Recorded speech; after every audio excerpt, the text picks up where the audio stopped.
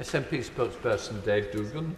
Thank you, Mr Speaker. The people of Scotland and elsewhere on these islands deserve to know what the plan is with regard to this crisis in the Red Sea, not the timings or the detail of missions or the tactical ambition or resources behind these, but the broad strategy which is being pursued with lethal force in our name and in the absence of parliamentary approval.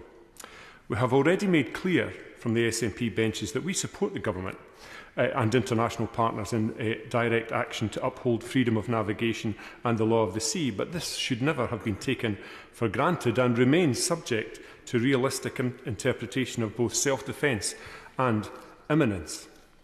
We see the toll that Russia's illegal invasion of Ukraine has taken on our constituents and businesses over energy costs, so we cannot allow this to be compounded further by interrupting global supply chains, and nor can we ever tolerate or stand idly by while seafarers are put at risk, whatever the supposed aims of the Houthis or their backers may be. This will be a sustained engagement. Will this, rather, Mr Speaker, will this be a sustained engagement? I don't know, and neither does the rest of Parliament.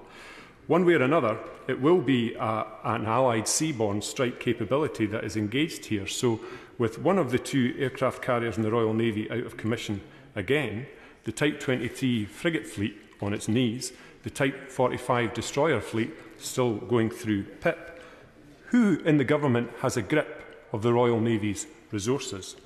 And fundamentally, what is the UK government's plan to ensure that this campaign is not escalatory?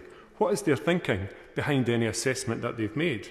And in closing, Mr Speaker, this is not about supporting Gazans or people dying or fleeing the persecution in Gaza.